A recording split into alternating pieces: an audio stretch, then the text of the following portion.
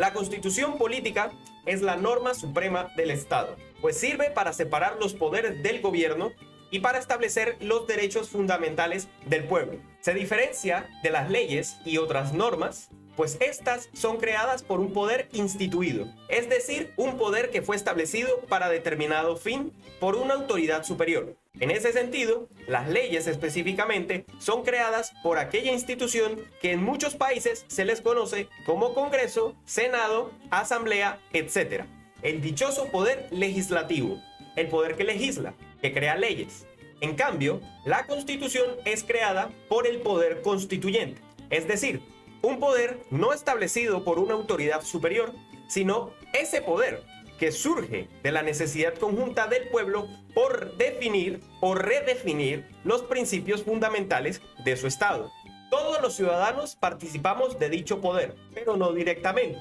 porque como resulta prácticamente imposible reunir a todos los panameños en un mismo lugar y momento para que debatamos y consensuemos estos principios, entonces nos vemos en la obligación de elegir a nuestros representantes, quienes se reunirán en lo que se conoce como una asamblea constituyente. Dicha asamblea, la cual no se debe confundir con la nacional, que es esa que todos conocemos, que queda en el Palacio Justo Arosemena, allá en la 5 de Mayo, tiene una característica importantísima, y es que solo fue establecida para redactar la Constitución, y una vez este texto fue finalizado, dicha asamblea se debe disolver. Esto se hace con el fin de que la Constitución no quede sometida a un poder superior, para evitar que pueda ser modificada al antojo de selectos grupos político-económicos que logren manipular la Asamblea Constituyente. Por el contrario, esta disolución convertirá entonces a la Constitución en el ente supremo del Estado,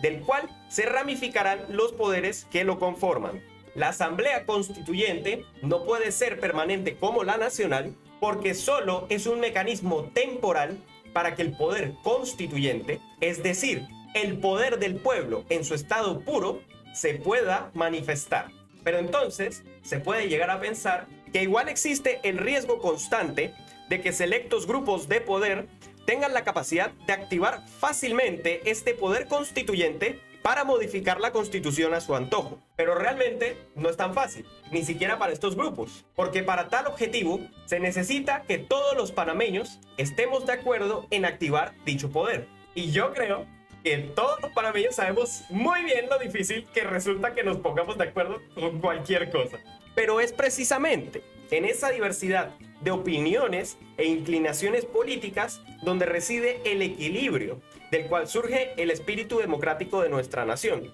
espíritu en el cual se resguarda la Constitución para evitar que pueda ser modificada fácilmente. No obstante, el hecho de que la Constitución solo pueda ser cambiada cuando todos los ciudadanos están de acuerdo en hacerlo, provoca una desventaja para el texto, y es el retraso en la actualización de sus aspectos técnicos. Es decir, el mundo sigue evolucionando científica, tecnológica y profesionalmente, mientras que la Constitución queda cada vez más alejada de los beneficios de estos avances, convirtiéndola en un texto obsoleto e ineficiente. Y siendo esta la norma suprema del Estado, entonces también convirtiendo al Estado en lo mismo. Por tal motivo, no es beneficiosa una Constitución perpetua, sino que debe ser revisada y actualizada constantemente. Pero ante tal dificultad de poner a toda la población de acuerdo para activar el proceso constituyente, al que le vamos a agregar el adjetivo propio de la doctrina constitucional panameña, proceso constituyente originario, entonces el Estado se ve obligado a establecer lo que se conoce como un proceso constitucional reformatorio para poder modificar el texto. Y mucho cuidado con confundir estos dos procesos, porque constituyente y constitucional parecen hermanas, pero son dos cosas muy diferentes. A diferencia del proceso constituyente originario, que, como hemos visto, no está instituido, sino que surge de la pura necesidad popular por establecer su estado, sin ninguna clase de restricción, el proceso constitucional sí está instituido, y es un proceso en donde no participa toda la población desde el inicio hasta el final. En el caso panameño, este proceso constitucional está instituido en el título 13 de la Carta Magna, otorgándole a la Asamblea Nacional, el Consejo de Gabinete, la Corte Suprema de Justicia o la iniciativa ciudadana, pero eso sí, regulada por el Tribunal Electoral, la posibilidad de iniciar procesos reformatorios a esta Carta Fundamental. Claramente, este proceso fue hecho así para poder agilizar la actualización de los aspectos técnicos del texto. Pero el hecho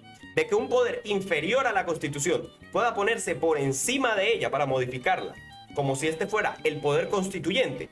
y estando ahí arriba, este poder inferior se dé cuenta que no tiene ninguna limitación de facto para meter la mano en otros aspectos, se puede prestar precisamente a que esos selectos grupos político-económicos de los que advertimos tengan el alcance de interferir en todo el proceso y consecuentemente modificar los aspectos fundamentales de la Constitución que obstaculizan sus intereses y objetivos, afectando a la población panameña. Por tal motivo, si bien es más complicado, es más seguro que todo intento de cambiar la Constitución nazca del proceso constituyente originario y no del proceso constitucional ya establecido, pues de tal forma todos los panameños participaremos desde el inicio hasta el final de dicho acto. Y por ello se requiere que los panameños conozcamos nuestra Constitución actual para saber si dicha carta necesita ser reformada, producto de que vemos que nuestros derechos fundamentales contemplados en este texto no están siendo respetados, y también si vemos que el gobierno no se está sometiendo a las limitaciones que esta carta le impone, ya que este texto fue constituido por nosotros, el pueblo, por lo cual nosotros somos los garantes de que la Constitución sea siempre respetada, en virtud de que nuestro Estado de Derecho se mantenga siempre firme y garantice el bienestar y el progreso de la nación.